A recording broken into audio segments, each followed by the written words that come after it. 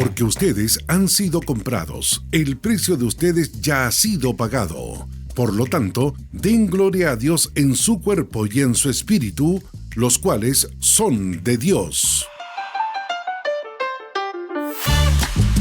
Bienvenidos. Compartimos un tiempo de conversación junto a Jimena Sáez sobre la importancia de cuidar en disciplina y en obediencia nuestro cuerpo para la gloria de Dios.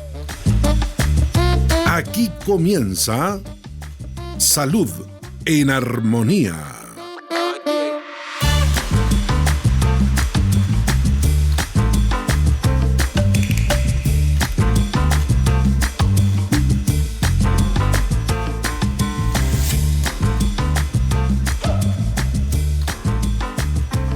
Hola, ¿cómo están? Bienvenidos nuevamente a su programa Salud en Armonía. Qué alegría de poder saludarlos a todos en esta nueva oportunidad que el Señor nos da.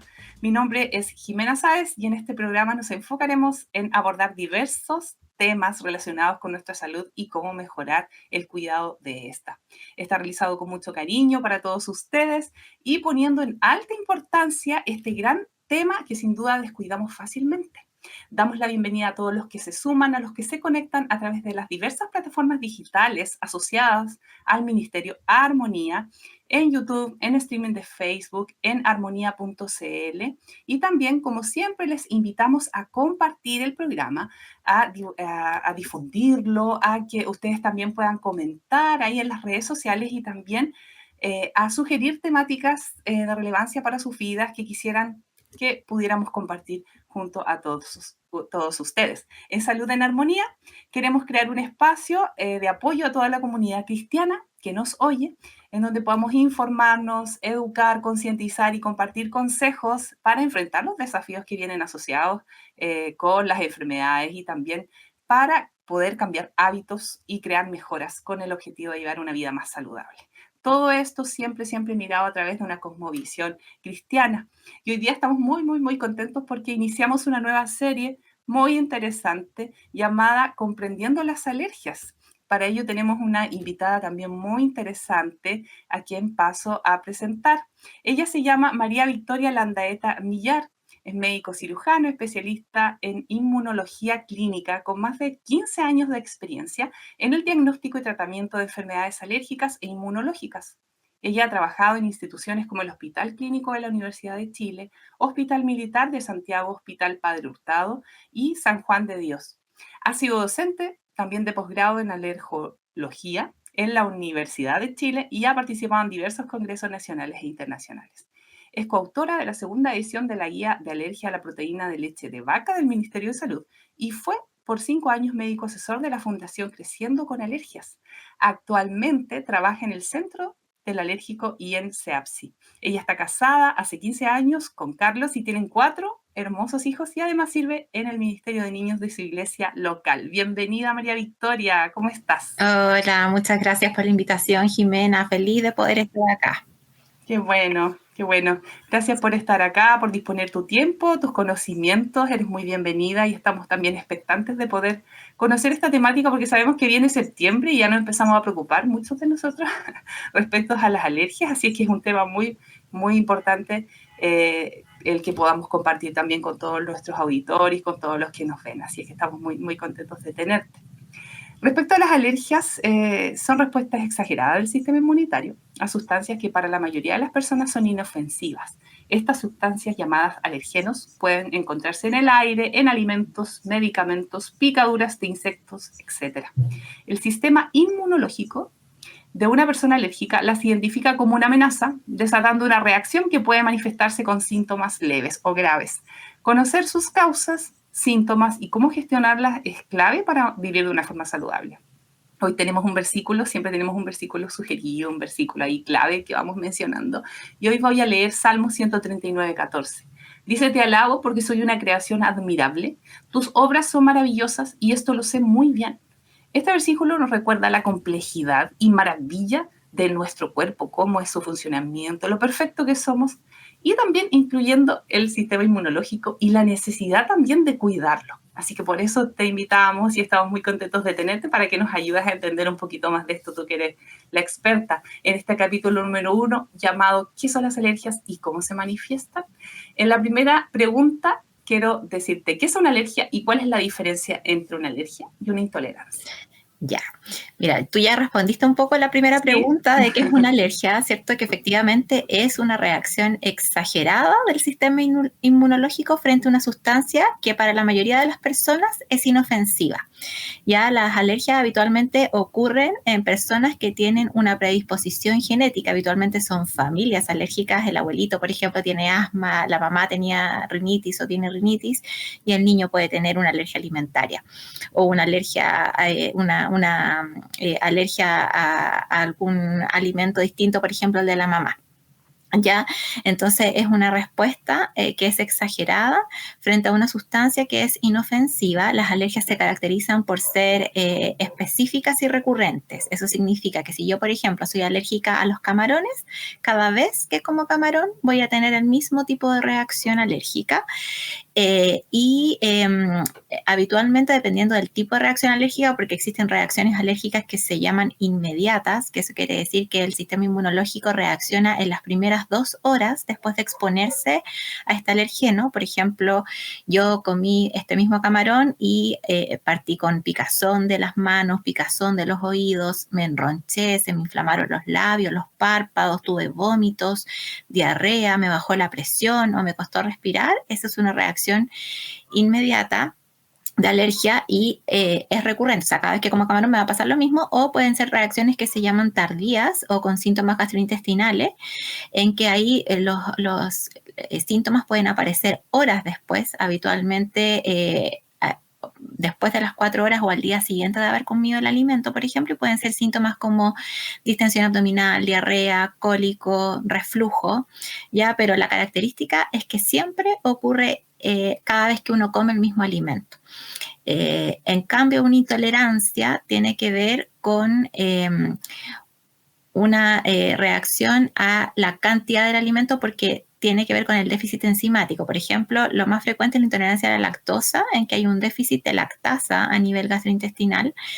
Entonces, los pacientes que son intolerantes a la lactosa consumen el alimento sin lactosa y depende de la cantidad de lactosa que consuman, es que van a tener o no síntomas. Da lo mismo si es que, o sea, en estos pacientes no da lo mismo si es que consumen una gran cantidad o no, porque, por ejemplo, un paciente intolerante a la lactosa que durante el mismo día se come, por ejemplo, un pan con queso que no tiene tanta lactosa, un yogur que tampoco tiene tanta lactosa, pero después se come un helado con leche, que tiene leche, que eso sí tiene mucha lactosa, con crema, por ejemplo, ahí va a tener distensión abdominal, puede tener esta diarrea y tiene que ver con la cantidad. Entonces, la diferencia es que no siempre ocurre la misma reacción, aunque coma, por ejemplo, el mismo azúcar, que en este caso es la lactosa, y que la reacción va a depender de la cantidad del alimento que consume. Esa es la principal diferencia con la intolerancia. ¿Y una persona alérgica puede ser intolerante también? ¿O eso se complementa? Sí, una persona alérgica puede ser intolerante. Esta pérdida, digamos, de la lactasa gastrointestinal, bueno, se dice que ocurre porque los humanos no estamos hechos para tomar leche después de cierta edad, ¿cierto? Entonces, en muchos pacientes se pierde como naturalmente, pero también las alergias que causan una inflamación crónica del sistema digestivo puede producir que uno pierda la lactasa y también se puede producir una alergia alimentaria, por ejemplo, y una intolerancia a la lactosa al mismo tiempo. Uno puede ser alérgico e intolerante al mismo tiempo. También existen otras intolerancias alimentarias, por ejemplo, intolerancias a la fructosa, ya que es un azúcar y que cuando uno come alimentos ricos en fructosa, como estos endulzantes naturales para sacarles el azúcar a los alimentos, los pacientes sí tienen distensión abdominal, diarrea, ya, y eso no ocurre porque ocurre dependiendo de la cantidad, no ocurre siempre, sino que ocurre cuando se consumen distintas cantidades o más grandes cantidades de este alimento. Y al ser intolerante, el no consumir eso que te genera esta intolerancia, ¿te va a generar alguna enfermedad o solamente uno lo limita para no sentir estos síntomas, estos signos que se manifiestan al consumirla o generan algún daño? En general, si es que tú lo consumes, pueden generar un daño a largo plazo, pero el evitarlo no genera como un riesgo. Ahora, o sea, depende de la edad del paciente. Por ejemplo, es raro que un niño sea intolerante a la lactosa antes del año de vida. Habitualmente esa intolerancia a la lactosa puede ser secundaria a alguna inflamación crónica que tiene el paciente, pero por ejemplo suspender la leche ahí no tiene ni un sentido porque él necesita, por ejemplo, esa proteína para poder seguir desarrollando. O sea, por ejemplo, la leche materna, que tiene lactosa, ¿ya? Pero digamos, con respecto a los pacientes más grandes, en realidad se puede suspender y no causa ningún problema. No hay un déficit que uno vaya a adquirir por suspender la lactosa. Por ejemplo, ahora los lácteos que vienen sin lactosa, queso sin lactosa, por ejemplo, yogur sin lactosa, habitualmente no es que no tengan la lactosa, sino que vienen con la enzima lactasa. Y cuando uno la consume el alimento con lactosa más la enzima que viene en el alimento, y eso provoca que uno tenga una disminución de los síntomas o que no tenga síntomas. Entonces, en algunos pacientes que son intolerantes severos a la lactosa, por ejemplo, uno a veces recomienda que consuman alimentos que sean deslactosados naturalmente. Por ejemplo, si es un adulto, uno pudiera recomendarle una leche o bebida vegetal, en el fondo, de almendra, de coco, porque eso no va a tener lactosa y no va a tener este problema, digamos, dependiendo de la cantidad, porque algunos pacientes requieren más cantidad para tener la intolerancia y otros menos, y estos que requieren menos cantidad, a veces el producto sin lactosa tampoco les sirve porque tienen síntomas igual. Qué interesante poder saber esa información. Uno de repente consume cosas de repente sin leer o sin un poco informarse, y qué bueno lo que tú aclaras y dices de lo que contiene ese alimento sin lactosa. Uno dice sin lactosa, al tiro dice no tiene, cero, pero eso que tú explicas es muy, muy importante para todos nosotros y para ir aprendiendo, así que muchas gracias. Respecto, María Victoria, al papel que juega el sistema inmunológico en una reacción alérgica, si nos puedes comentar, explicar, para poder entenderlo.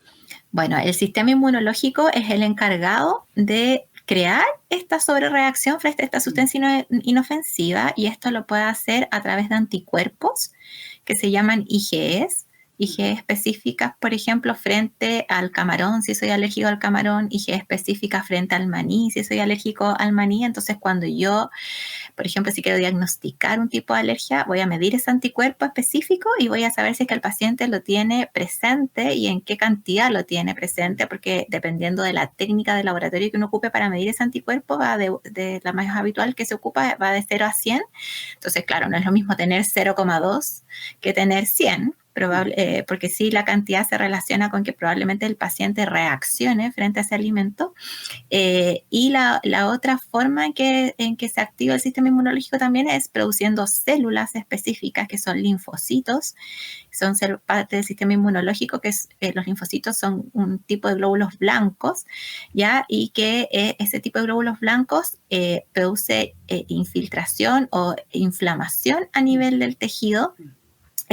Cuando existe una respuesta exagerada. Por ejemplo, podemos hablar no solamente de las alergias alimentarias, sino que también de las alergias respiratorias. Por ejemplo, en una rinitis alérgica, los estornudos, por ejemplo, la picazón, el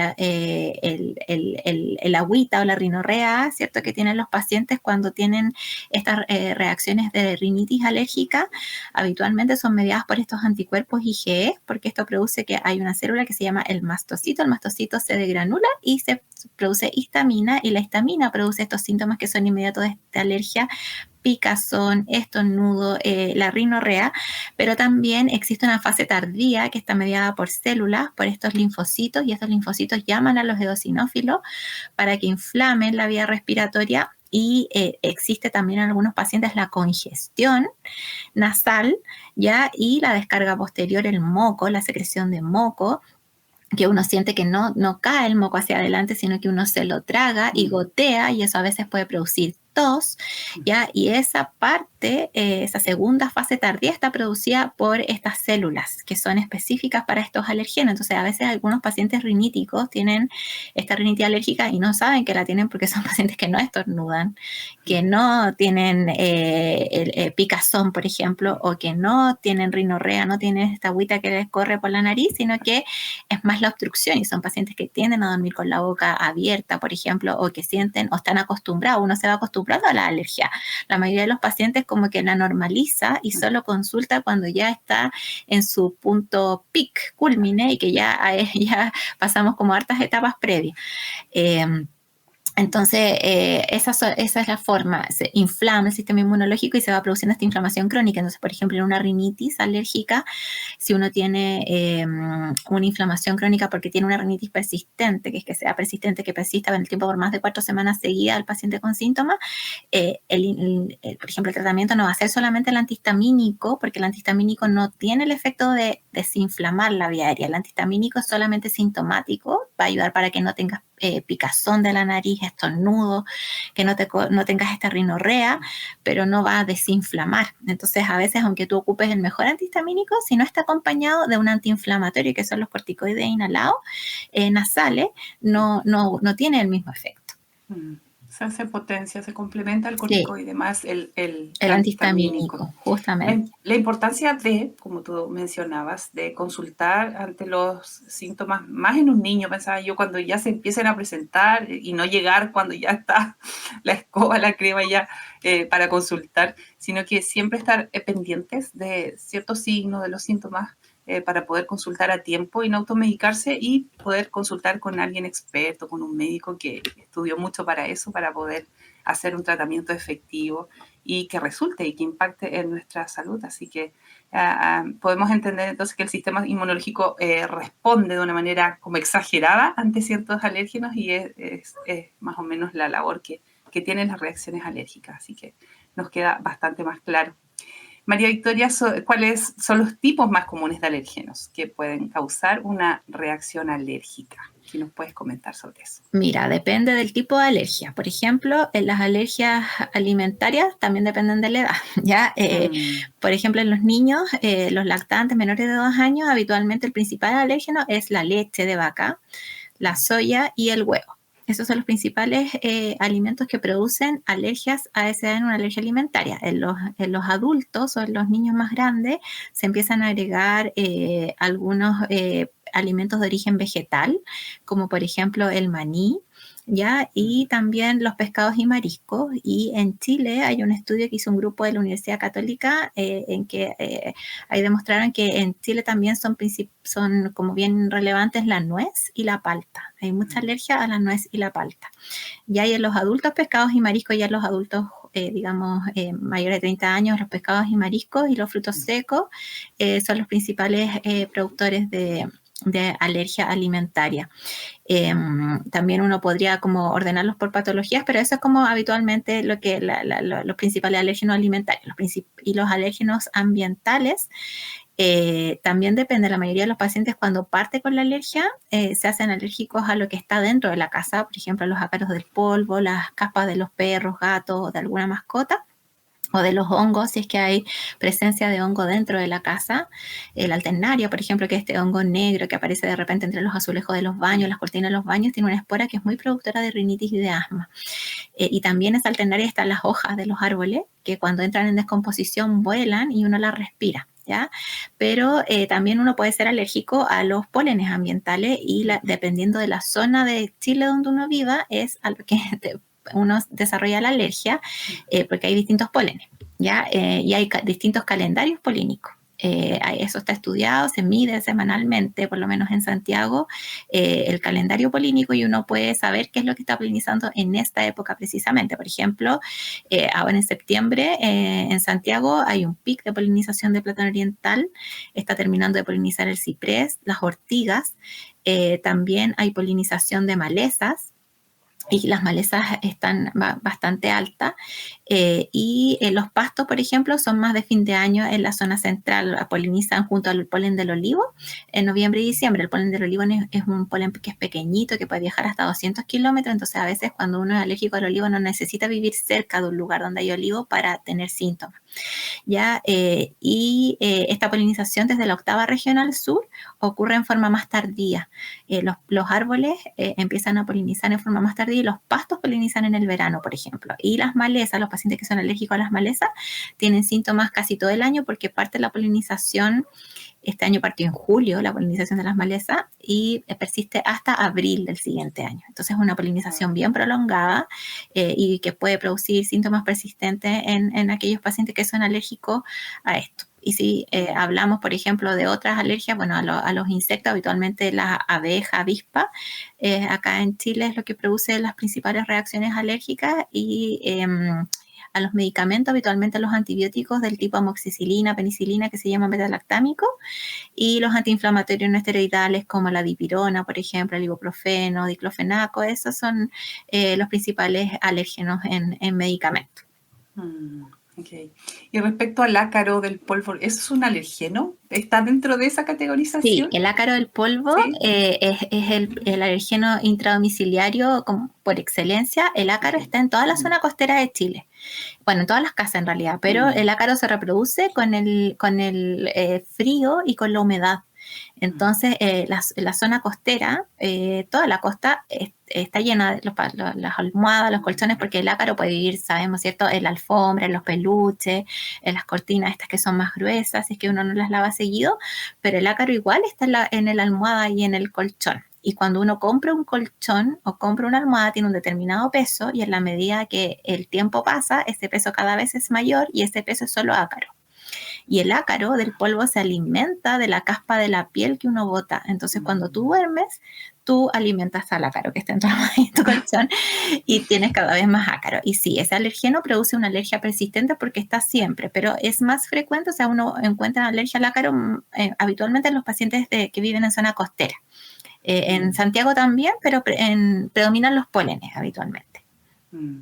Bueno, eso se combate lavando frecuentemente la ropa de cama y todo eso y estando ahí. No, mira, no siempre, no, porque el ácaro, o sea, si está dentro del colchón, se acumula ahí, o sea, como te digo, es el peso, claro. Entonces es más difícil erradicarlo, o sea, siempre baja la carga alergénica el que tú laves y no tengas tanto polvo en suspensión, pero el ácaro sigue estando dentro del colchón. Hay algunas fundas que están hechas de una tela que se llama Pristine y que esa tela es tupida, entonces, súper tupida, entonces esa tela no permite la penetración de la caspa de la piel del humano hacia el colchón, entonces los ácaros mueren por inanición.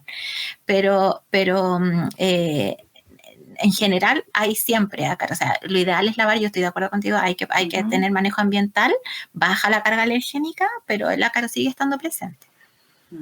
Oh, qué interesante, cosas nuevas que uno va aprendiendo. Por eso estamos acá escuchándote para ir aprendiendo. Estamos con María Victoria Landaeta, ella es inmunóloga clínica y estamos conversando sobre qué son las alergias y cómo se manifiestan en esta serie que estamos llevando a cabo. Hoy es el capítulo número 1, que se llama Comprendiendo las alergias. Así es que estamos muy aquí expectantes, muy interesados acá en esta conversación tan necesaria también.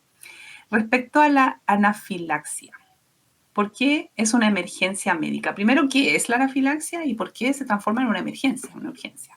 La anafilaxia es la reacción alérgica más grave que puede ocurrir, porque puede poner en peligro la vida. La definición es que afecta a 2 o más sistemas del cuerpo. Habitualmente afecta a la piel con ronchas, con inflamación, por ejemplo, de los párpados, los labios, el rostro, ¿ya? Y eso tiene que estar acompañado de otro compromiso sistémico, o sea, de otro órgano que habitualmente es el compromiso respiratorio, por ejemplo, obstrucción bronquial, inflamación de la laringe, en que los pacientes sienten que tienen una pelota, que no pueden respirar, o compromiso del sistema cardiovascular porque se produce una baja de presión en la anafilaxia, entonces todas las arterias y las venas del cuerpo se dilatan y toda la sangre pasa a la extremidad inferior, entonces la circulación cerebral se queda sin casi circulación y los pacientes tienen compromiso de conciencia por hipotensión porque hay una baja de presión generalizada Puede haber compromiso del sistema circulatorio también, como vómitos explosivos o diarrea, y esta anafilaxia ocurre rápidamente después de haber estado expuesto a lo que la desencadenó, habitualmente dentro de las primeras 2 horas, ¿ya? Y es una emergencia porque lamentablemente puede ocurrir la muerte. Ya, después de exponerse al alergeno al que el paciente tiene la alergia. Los principales desencadenantes de anafilaxia, bueno, en los adultos habitualmente el maní, como les había dicho yo, los mariscos, los camarones, los otros mariscos como por ejemplo el pulpo. Hay pacientes que son alérgicos aquí en Chile, como les decía yo antes, a la palta y a la nuez, y que sí, a veces tienen anafilaxia a la palta, a la nuez, el látex, a la picadura de la abeja, por ejemplo.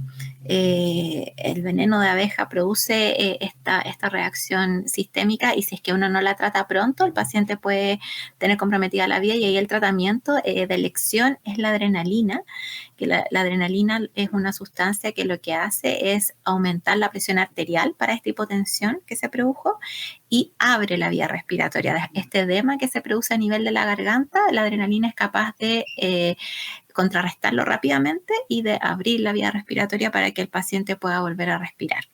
Es bien desesperante tener una anafilaxia en realidad.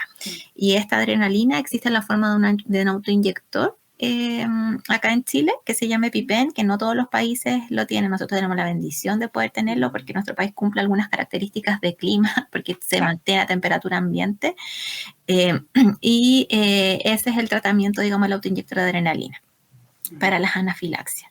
Lo ideal siempre que un paciente tenga una anafilaxia es que pueda consultar a un inmunólogo para que pueda descubrir, porque no siempre es tan evidente. Pues a veces los pacientes, claramente me comí una empanada de camarones, me pasó esto, me volví a comer un camarón y me pasó, y ahí no hay como mucha duda que el camarón, pero otras oportunidades no hay un desencadenante muy claro. Ok. ¿Y tiene que ser en grandes cantidades o con un mínimo maní? ¿Te comes un maní y puedes desencadenar eso? Sí, habitualmente da lo mismo la cantidad. Puede ser una pequeña cantidad. Por eso ahí en los pacientes que tienen anafilaxia es tan importante conocer lo que se llama contaminación cruzada, que eso significa, por ejemplo, si tú vas a una heladería y el paciente efectivamente es alérgico al maní, y a veces el maní lo rayan y lo ponen sobre los helados, ¿cierto? Por ejemplo, la persona que sirve el helado no lava la cuchara y le sirve un helado con maní a esa persona, puede provocar un tipo de reacción alérgica. O a veces están medios escondidos los frutos secos, por ejemplo, están rayados las nueces, ¿cierto? En las tortas, uno no las ve, están en forma de crema, y también uno puede consumir sin saber. Entonces sí, puede ser una pequeña cantidad y uno puede tener la reacción igual.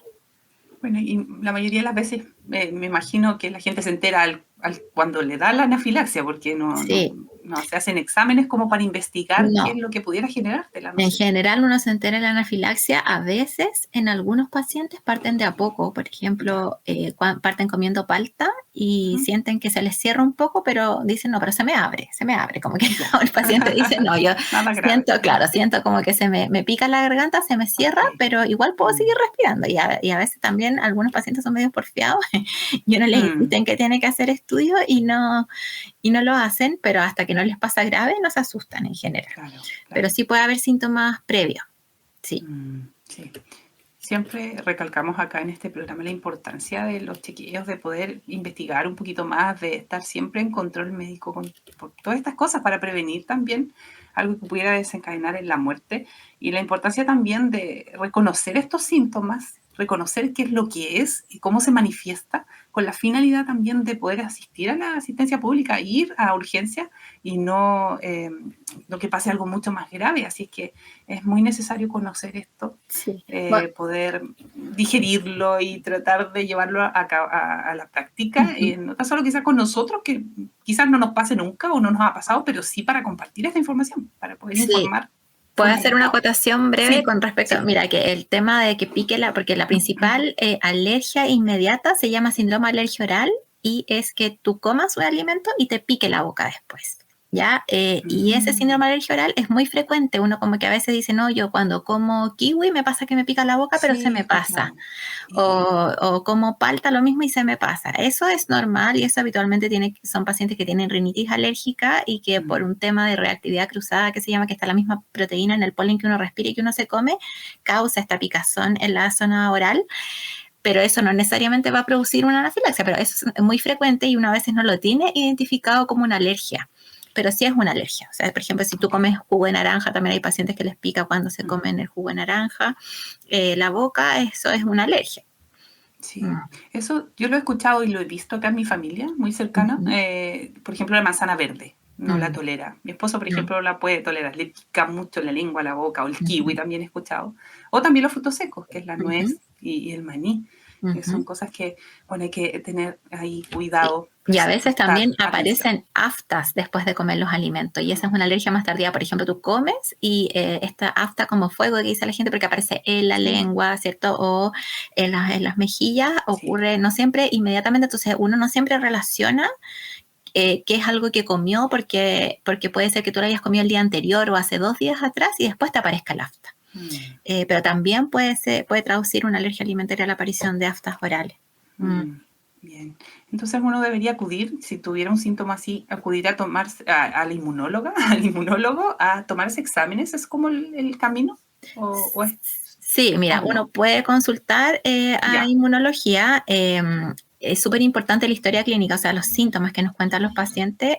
En las alergias tardías, estas que son con síntomas gastrointestinales que ocurren días después, no existe un examen que tenga una validez científica como para el diagnóstico. Solamente existe para estas anafilaxias, para las reacciones rápidas, el poder tomar, por ejemplo, estas IgE específicas que yo comentaba antes, o los prick test, que también miden IgE específica en piel, pero para las alergias tardías lo único que sirve es la encuesta alimentaria. Entonces a veces ahí nos ayuda más el paciente identificando, anotando lo que come, anotando cuando se siente mal, y ahí devolverse y ver qué es lo que se repite cada vez que se siente mal, y ahí a veces uno logra el diagnóstico. Pero lo ideal sería pedir una evaluación para tener orientación y ver también el riesgo, porque ahora ha avanzado mucho la medicina y, por ejemplo, el maní tiene muchas proteínas a las que uno puede tener alergia, y dependiendo de la proteína del maní a la que uno le tenga alergia es el síntoma que uno va a tener. Entonces también uno puede llegar a un diagnóstico aún de mayor precisión con algunos exámenes que existen en la actualidad. Sí, qué bueno, eso que nos indicas. Así es que ahí prestar atención y hacerse responsable también de eso que nos pasa o le pasa a nuestra familia. Así que ahí a colocar atención en esas cosas y consultar. Sí. María Victoria, sobre las alergias en la edad adulta. Coméntanos si una persona adulta puede desarrollar una alergia en esa etapa de la vida, porque uno siempre asocia alergias en niños, o uno siempre ha escuchado de que se diagnostica una alergia en un niño de 6 años y eso le va a durar toda la vida, o va a parar en un tiempo y después va a reactivarse. Coméntanos un poquito más sobre eso, si es que realmente eso puede iniciarse en la edad adulta o es una condición que viene de toda la vida y se manifiesta más tardía. Coméntanos sobre eso. Sí, justamente es como tú acabas de decir al final, es que uno puede hacerse alérgico en cualquier momento de la vida. O sea, hay niños que parten con alergia, por ejemplo, a la leche tempranamente, pero uno se puede hacer alérgico al maní cuando tiene 70 años. O sea, hay pacientes que a los 80 años recién empiezan a tener síntomas de rinitis, y la verdad es que no está muy claro por qué ocurre eso. O sea, se sabe que existe, como les decía yo antes al principio, esta predisposición genética en que uno viene con algún gen de alguno de los padres, ¿cierto? Y que en algún momento se manifiesta, pero ese momento puede ser a lo largo de la vida. O sea, puede ser a los 10 años, 20 años, 30 años, 50 años, uno puede partir. Entonces, pues, yo justamente esta semana me ha tocado evaluar varios pacientes como jóvenes adultos, como de 30 y tanto, que me dicen, oye, pero es que yo nunca había sentido esto y ahora recién estoy sintiendo lo que las otras personas me decían que les pasaba, que es que les pican los ojos, les pica la nariz, me pica el cuerpo. Antes nunca me había pasado. Y sí, se puede partir en cualquier momento. Y ahí también quiero aprovechar de derribar un mito que también a veces los médicos no especialistas, por ejemplo, cuando uno tiene un niño que sospecha una alergia, uno puede hacerle un test cutáneo, aunque sea niño. Lo que pasa es que no en todos los lugares realizan test cutáneo. ya en niños pequeños, menores de 5 años, pero uno en estricto rigor podría pedir exámenes de alergia desde que uno lo sospecha. Así que también ese tema de que no se pueden hacer prick test o test cutáneo a niños tan chiquititos no es así, uno lo puede hacer a cualquier edad, porque esto también o sea, la interpretación del examen tiene que ver con la historia clínica del paciente. Entonces ahí, si es que el paciente tiene una historia y aunque el niño tenga 2 años, podemos hacer el diagnóstico con los exámenes.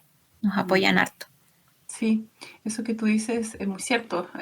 Uno escucha constantemente que hay que esperar sobre el año o los 2 años como para poder diagnosticar una alergia a través de ese examen. Pero qué bueno que tú lo comentas. Claro, hay centros en que no le hacen a los niños o simplemente no hacen el examen, pero no quiere decir que no se puede diagnosticar a través de ese examen en niños más pequeños, cuando es también necesario y es muy importante hacerlo para poder hacer un diagnóstico y algún estudio para ese pequeño. Así que qué bueno que derribas ese mito y que nos entregues la información correcta, porque sí, se escucha frecuentemente eso, se escucha Sí. muy, muy frecuente. Gracias por aclararlo. Y por último, María Victoria, ¿cómo se diagnostican las alergias en un consultorio, en un CESFAM? Sabemos que la salud privada tiene sus protocolos, sus horas, sus tiempos y todo eso, pero quizás pudieras comentarnos cómo lo haría una persona que pertenece al sistema público, si tiene algún síntoma, cómo es la vía de entrada y de ahí cómo es el proceso de que el médico diagnostica, qué exámenes, cómo es el flujo, si nos pudieras comentar. Ya, mira, es un poco acotado todavía porque somos poquito inmunólogos todavía en Chile, digamos, y en el servicio público, eso sí, cada vez ha habido más avances. Yo podría decir que el hospital que tiene centro de alergias, o los 2 hospitales que tienen centro de alergias a nivel público que yo conozco y que funcionan súper bien, es el Hospital Barros Luco y el Hospital Ezequiel González Cortés. A nivel primario, en general, el diagnóstico se realiza, o sea, digamos a nivel de CESFAM, con la historia clínica habitualmente. Uno le pregunta al paciente si, por ejemplo, porque en alergias existen estos exámenes que nos apoyan, ¿cierto? Que son estas IgE específicas, los prick test, pero el gold estándar o la prueba de oro o el que sí o sí nos da el diagnóstico es lo que se llama provocación, que consiste en que el paciente se expone a ese alergeno y tiene síntomas. Así uno finalmente llega a saber si que el paciente es alérgico o no.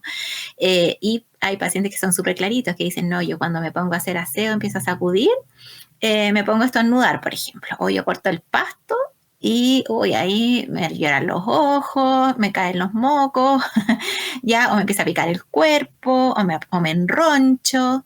Entonces, si uno ya tiene esa historia, lo ideal sería poder confirmar, pero si por un tema económico de recursos no existe la opción, uno puede dejar el tratamiento, ¿ya? Y ahí el tratamiento, no todos los CESFAM lamentablemente cuentan con los inhaladores nasales con corticoides. Estos inhaladores son, por ejemplo, pensando en la rinitis alérgica, son seguros en el sentido de que en general casi no tienen biodisponibilidad sistémica, entonces se pueden ocupar a largo plazo como tratamiento permanente, pensando en que, por ejemplo, un paciente fuera alérgico al ácaro del polvo, ese paciente probablemente está todo el año con alergia y eventualmente podría empeorar en la primavera, y el antihistamínico que siempre va a ayudar, pero dependiendo del tipo de alergia que tenga el paciente, a veces no es suficiente. La mayoría de los pacientes sí funciona bastante el antihistamínico que se entrega a nivel primario, pero en otros no.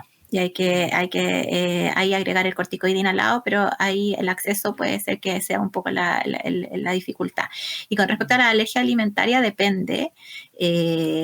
Si es que el paciente ha tenido una anafilaxia, sí debe ser derivado a nivel terciario para que lo vea un inmunólogo del hospital, si ha tenido una reacción grave. Pero si, por ejemplo, es un bebé que tiene alergia a la proteína en la leche, muchas veces en el CESFAM los tratan y andan súper bien con la exclusión, con el tratamiento de la alergia a la proteína de leche de vaca, que es distinto a la intolerancia a la lactosa. Se excluye de la dieta todo lo que tenga que ver con la proteína de leche de vaca, que es todos los lácteos, pero también todos los productos envasados que contienen leche de vaca, que si uno los supiera son muchos.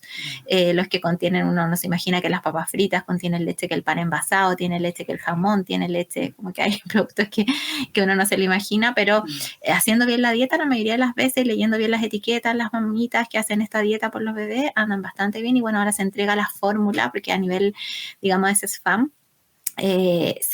Bueno, hay una política pública que es el apoyo de estos niños alérgicos a la proteína de leche de vaca, y existe a nivel de CESFAM la entrega de fórmulas aminoácidas extensamente hidrolizadas para todo familia chilena independiente de su previsión. O sea, todo niño nacido en Chile, independiente también de su nacionalidad, puede obtener esta fórmula que se la puede estar indicada, eso sí, a nivel de esa fórmula la indica un especialista a nivel terciario en el sistema público, un especialista, digamos, de la salud privada, y el paciente la retira en su CESFAM. Y la verdad es que el tratamiento de las leches es bien caro, pues tendrá 200 y 400 o 500 mil pesos mensual, dependiendo de la fórmula, y es una ayuda que entrega el Estado ahora en la actualidad, hace varios años, desde el 2019, la entrega es universal a todos los pacientes que lo requieran.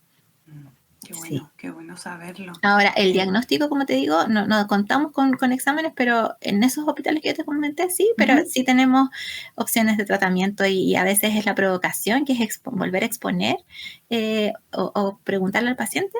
Ahí ya tenemos el diagnóstico también y podemos tratar. Okay. O sea, siempre la vía de entrada va a ser el consultorio, su CESFAM, acudir ante la duda, ante síntomas, signos que tú pudieras ver en tu bebé o en ti misma, acudir, entrar por la atención primaria, y claro, ahí ya derivarán si tienen que derivar, o como tú comentabas, en la atención primaria también pueden manejar el tema de los bebés que tienen esta intolerancia a la proteína de la leche de vaca, y también hay tratamiento ahí. En el nivel primario, bueno, si tienen que derivar también, está la opción de que lo hagan, pero lo importante y lo que siempre decimos en este programa es que acudan, vayan, consulten, pregunten, para que así puedan los médicos, los profesionales que saben poder manejar estos problemas de salud que son muy frecuentes y cada vez más frecuentes. Así es que es muy valiosa tu información. Espero que todos puedan estar ahí atentos escuchando, y si no lo viste, puedas retroceder y repetir el programa, y también siempre compartirlo para que esta información tan importante pueda llegar a muchas personas. Así es que yo te agradezco, María Victoria, por tu tiempo, por esta disposición que has tenido de compartir con nosotros y de compartir tus conocimientos. Realmente es muy valioso y te lo agradecemos mucho. Así es que ya estamos terminando el programa. El primer capítulo, vienen 3 más, gracias a Dios, así es que nos vamos a estar viendo y vamos a estar compartiendo. Te quiero dar los últimos minutos para que puedas despedirte. Bueno, de nuevo les reitero mis agradecimientos por estar acá, es una bendición para mí. Y también que creo yo que, como bueno dice la palabra, tenemos que cuidar el templo del Espíritu Santo, así que tenemos que preocuparnos de nuestra salud. Y también, bueno, quizás, o sea, no quizás, sino que siempre orar, y que Dios se puede sanar de distintas formas. A veces lo hace milagrosamente, ¿cierto? Y tenemos la fe que puede ser así, y otras veces también lo hace a través de las herramientas que pone en nuestro camino, que son los profesionales de la salud. Así que también no olvidarse de eso y poder consultar en caso de necesario. Sí, así es. Así es que ahí estamos muy pendientes, expectantes también para el próximo capítulo, para poder escuchar y aprender un poquito más sobre las alergias que se vienen. Siempre asocia septiembre con alergias y todo el tiempo que viene de primavera, así es que viene muy, muy, muy bien este tema. Así es que, María Victoria, un gusto, muchas gracias por estar, que Dios te bendiga, y nos vemos la próxima oportunidad para poder conversar un poquito más sobre esta gran temática. Así que gracias, chao a todos, que Dios les bendiga, gracias por estar y nos vemos la próxima. Un abrazo. En Armonía hemos presentado Salud en Armonía. ¿Quieres volver a escuchar? Encuentra Salud en Armonía en Spotify, Apple Podcast y en armonía.cl. Cada semana, un nuevo episodio.